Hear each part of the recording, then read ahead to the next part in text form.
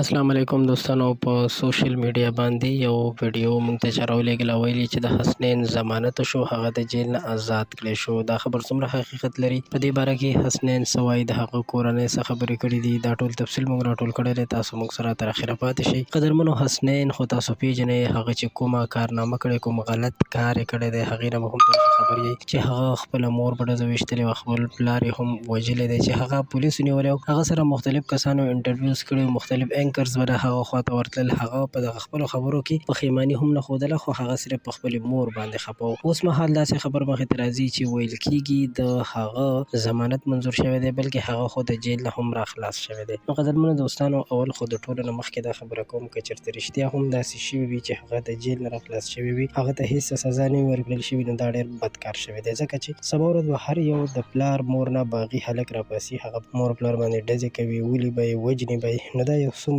دردونکې خبره ده، افسوسناکه خبره ده، ځکه چې بیا خو بلکې هېڅ قانون نشته. هر چا قانون په خپل لاس کې اخیستی دی، تمانچې هم راخلي، مشینې هم راخلي، څوک په خپل کور کې خپل مور پلار وجني، او داسې هم پکې موږ لیدلي دي چې پلار راپاسي خپل بچي وجني. نو څومره دردونکې خبره ده. په دې باره کې چې موږ کله مکمل معلومات وکړل، نو اصلي خبر داسې دی چې حسنین کله جیل ته یوړل شو، نو په هغه باندې دا الزامونه هم لګېدل چې هغه د پولیسو آشنا دی، پولیسو سره ملګری دی. خو د ټول تفصیل حقیقت دا دی چې هغه نه دی راخلاص شوی. هغه په جیل کې د کوم کسان چې دا خبرونه خوروي هغه ښه نه کوي، ځکه چې موږ غواړو چې داسې قاتلانو ته، داسې ظالمانو ته سزا ورکړل شي، او د سزا نه پس بیا هغوی ته یو عبرت مخې ته راشي چې آیا دوی دا کوم کار کړی دی، دا یې غلط کړی دی، بالکل ښه کار یې نه دی کړی، او دوی په دغه خپلو بدو باندې پښیمانه هم شي، الله پاک ته توبه وباسي. نو هله به د دې کار څه مخه ونیولی شي، که نه نو دا واقعیات به ورځ تر بلې نور هم ډېر شي. امید لرم ستاسو به زما د دې ویډیو په مقصد باندې پوه شوي یئ.